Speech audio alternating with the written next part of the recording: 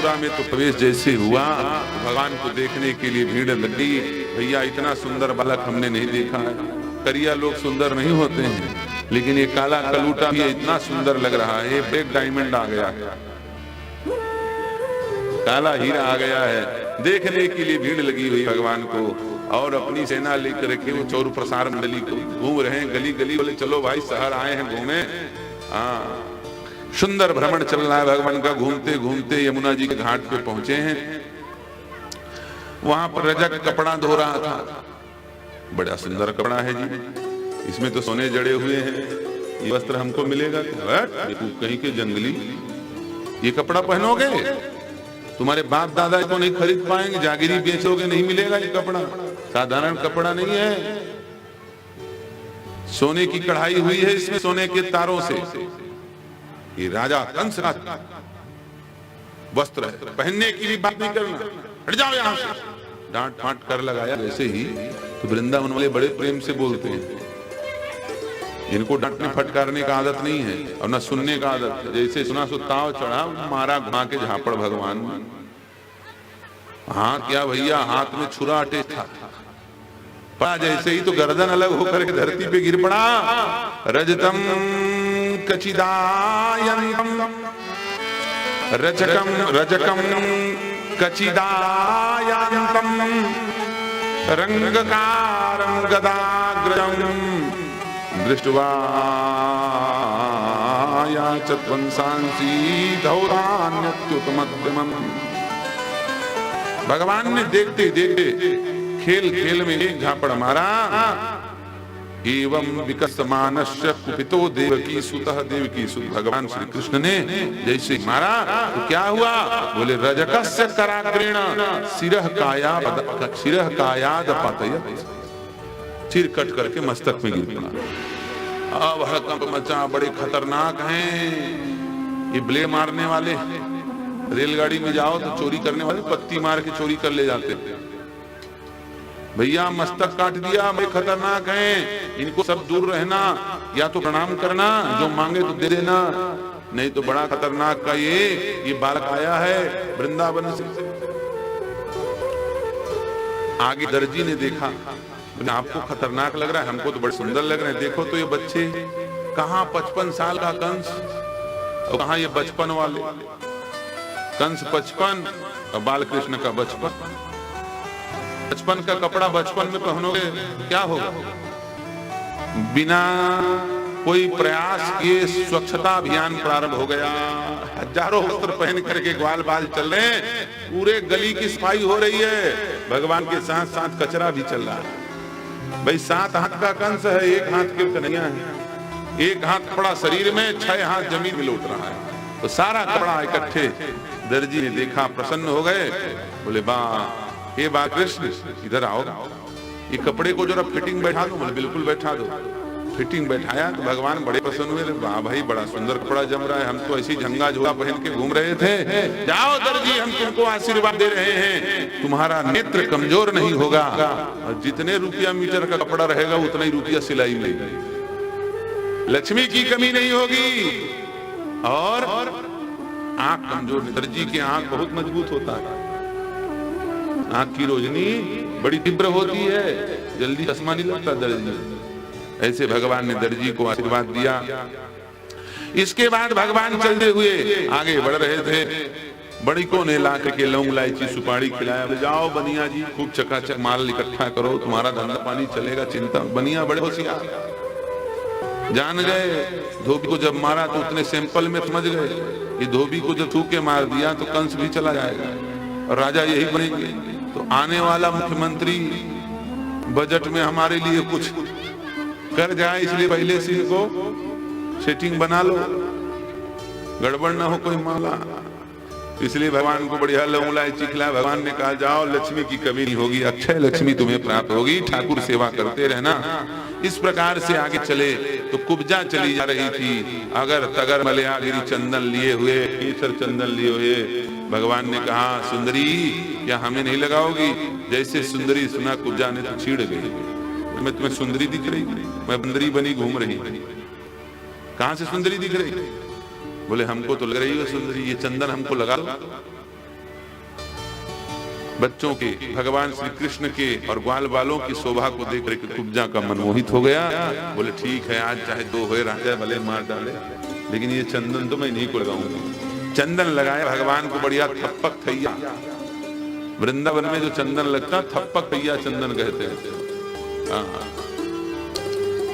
बढ़िया लगा दिया थपेड़ करके, सुंदर भगवान का मस्तक चमकने लगा।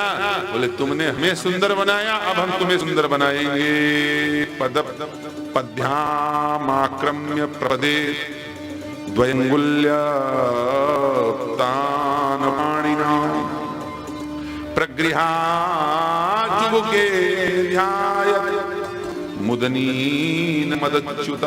भगवान ने अपने दाहिने पैर को आगे बढ़ाया, पूजा के पैर में रखा और एक हाथ को आगे बढ़ाया, छुरी पे लगाई और पकड़ करके थोड़ा सा झटका मारा, जहां जहां ज्वाइंट था सब खुल गया, बढ़िया सड़ाक सीधे।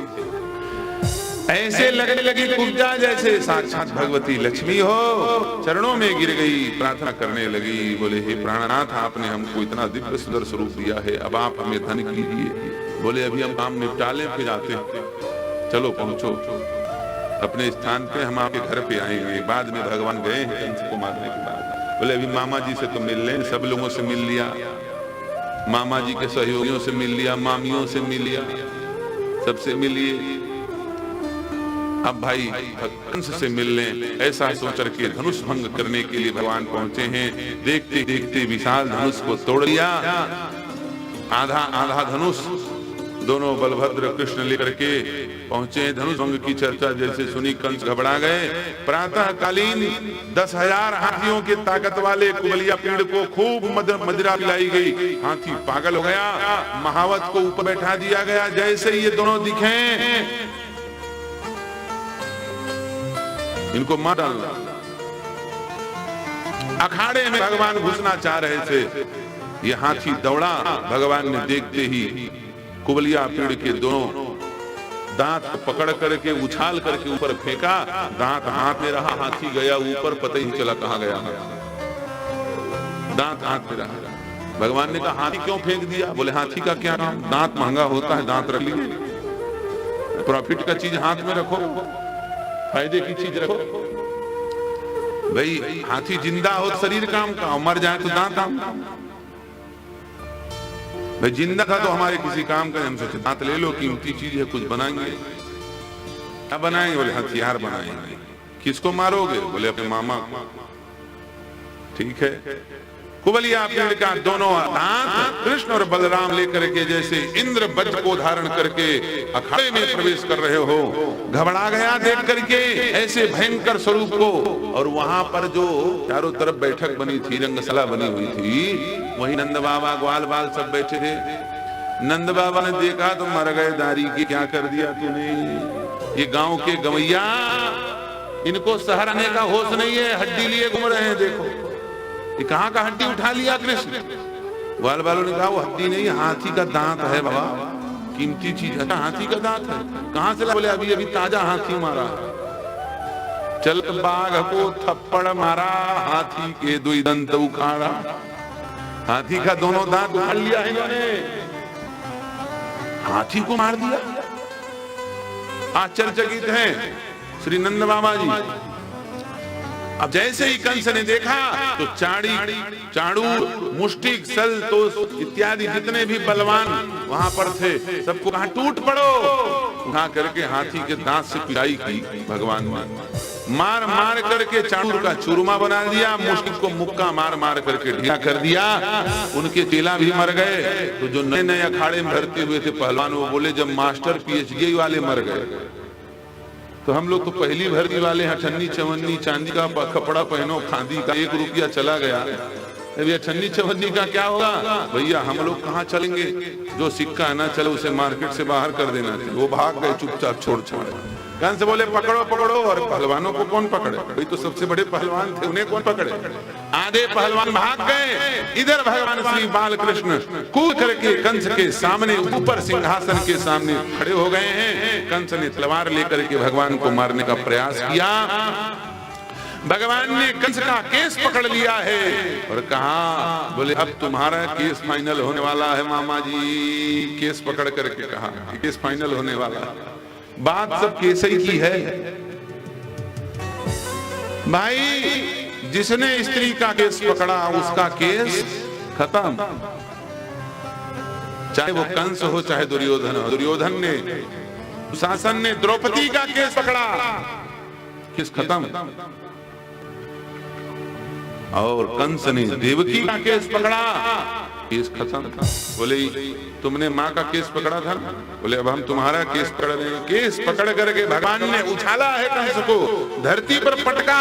तम संपरे तम विचकर संभूमौ हरिर्यथे भम जगतो विपश्यतः हाहेति शब्द सुमहास्तथा भू दुदीरितः सर्वजनै नरेंद्र। भगवान कंस को धरती पर पटक करके पीछे से लगे उनके ऊपर कूद पड़े और कंस के छाती पर हनुमान भगवान ऐसे कूदे जैसे हनुमान जी लंका में कूदे।